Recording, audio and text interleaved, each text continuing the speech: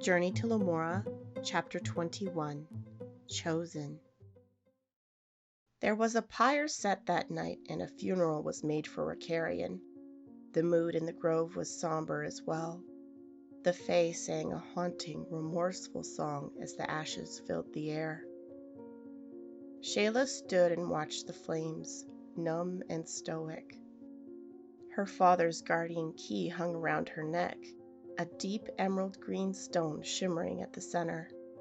It glowed with a brilliant green light, much like my own key had when I found it. Shaela had been chosen as the next keyholder guardian.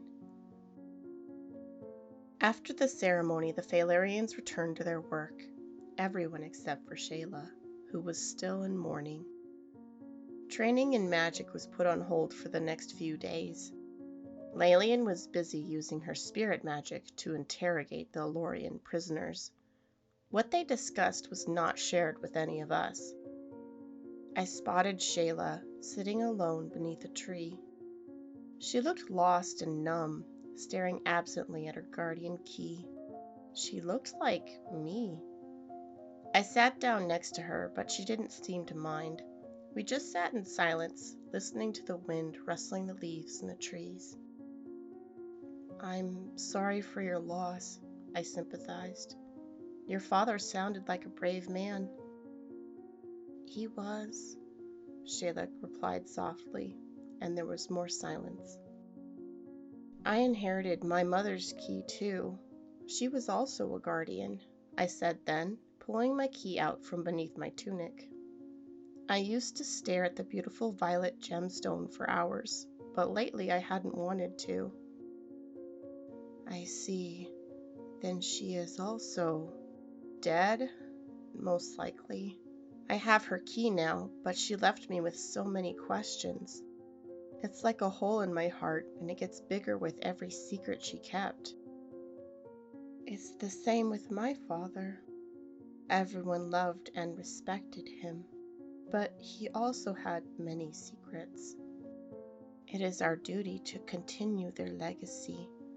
We have to carry their burden for the good of the people," Shaela reflected. "We didn't ask for this. Why couldn't someone else take it?" I asked then, and she unexpectedly laughed. "You sound like him, like Lucien." "Who is that?" I asked. "He was like you, a halar, an outsider. I was just a sapling when Lucien still lived among us. He always struggled to belong, and he got into trouble often. Rajork had always started fights with him, too. More trouble than he's worth, the elder would say. But he just laughed it off. No matter what, Lucien found a way to laugh. Not like me. I wonder what he would say if he saw me now. I miss him. We are not to speak of him." "Why not? What did he do?" I asked. "He abandoned his duties. He was also chosen to be a guardian. The guardian of the air key. You see, my father was close friends to the previous guardian of air. His name was Agnathus. They fought many battles together against the Umbra, and poor Agnathus died one day. Father brought back Agnathus's key to keep it out of enemy hands. When he brought it here, it glowed. The key had chosen Lucien. Lucien trained to become a guardian and did the great pilgrimage. He mastered all of the schools of magic.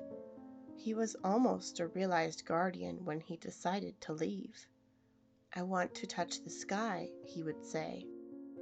It was then he was viewed as a traitor of the people.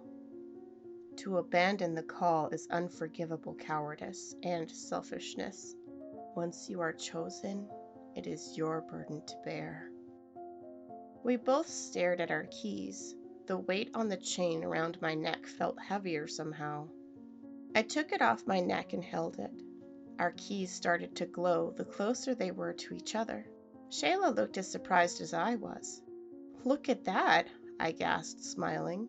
You know, you're not alone in this. I'm a guardian now, too. This is true, Shaela said, her eyes glowing in the light of our keys. We could be friends and fight together, like Ricarian and Ignathus, I suggested, and Shayla's pretty smile brightened her face again. I like the sound of that, she agreed, twisting her braid of leaf green hair. I put my key back around my neck, and Shaela stowed away hers as well. We walked together to get some food from the baskets, sharing our stories of our childhoods. That outsider who lived with the Faelarians, could he be the same boy from my dreams? I had to find out as much as I could about Lucien, but Shaela wouldn't speak about him when others were around. There must be a reason my dreams and visions were about him. He also wanted to touch the sky. Hello, my name is Ella, and welcome to my channel. Here I'll be sharing with you my stories, artwork, animations. If you enjoy my content, please support me by clicking the like button, subscribing, sharing, or ringing the bell for notifications. Links to my website and social media are below. I will be releasing content in sequential order, so please check for new chapters each week.